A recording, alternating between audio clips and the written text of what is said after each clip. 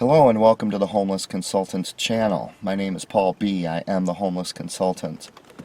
Today I just want to tell you a quick true story.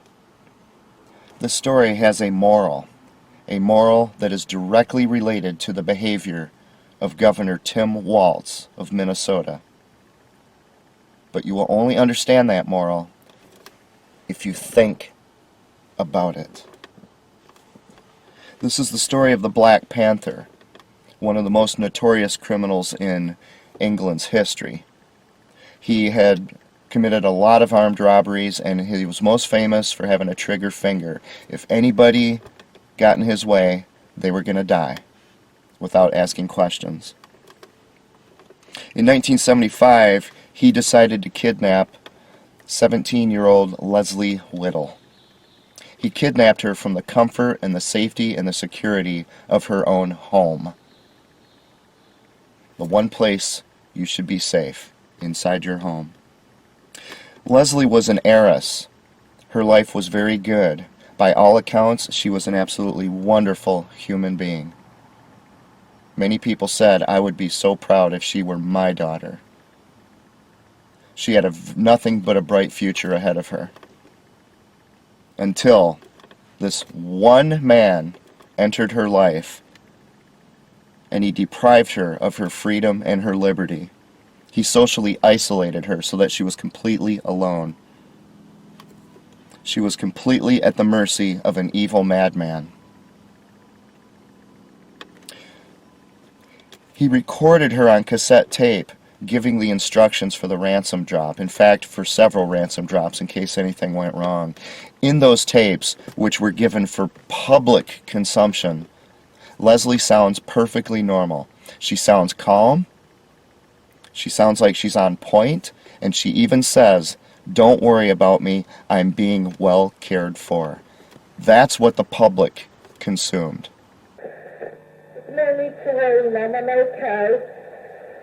I've got a bit wet, but I'm quite dry now. I'm being treated very well. Okay?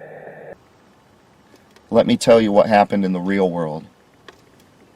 After she created those cassette tapes at gunpoint,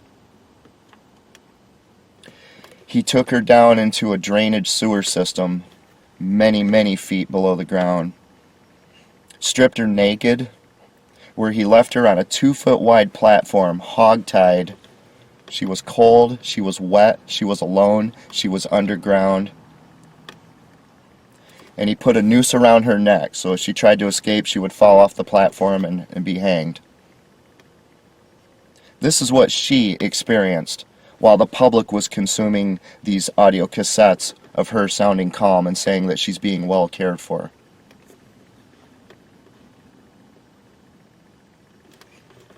The Black Panther promised to return her safely after the crisis was over. The crisis that he defined. In all likelihood, Leslie herself perceived that the crisis was something other than what he thought it was. For him, getting the money was the crisis. For her, staying alive was the crisis. For her family, getting their daughter back alive was the crisis. But it was all about the Black Panther. He called the shots. This one man who had entered all these other people's lives who never did a thing to him. The Black Panther thought he was a brilliant criminal. He thought he was untouchable. He thought he had prepared everything. He had all kinds of equipment and gear. He had been in the military, basically special forces. So he had been trained by the experts. What could possibly go wrong? Well, the first thing that went wrong was the government.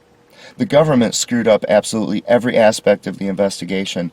There wasn't really an aspect of the investigation that they failed to screw up, including leaking it to the press. Once the press got hold of it, they turned it into a big circus which created panic, fear, and terror among the people. One of the people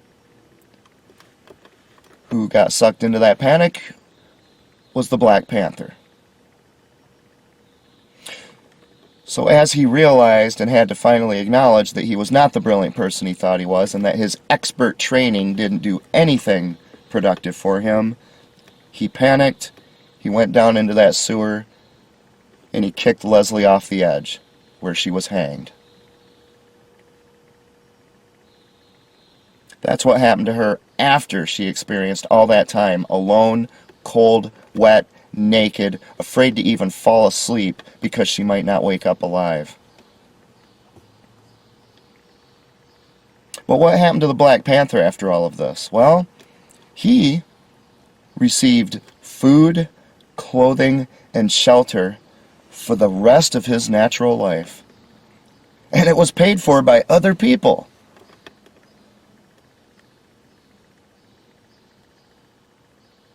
But Leslie just died. She never lived again. Up until the time that that one man entered her life, everything was fine. Even though she was going to have to face obstacles and problems throughout her life, she had the freedom and she had the resources to deal with it herself. But once this one man entered her life and dictated the terms of her existence and took away her liberty and her prosperity and her resources and the other people she needed, her life was all but over. But all the public heard was her telling that she's being treated just fine.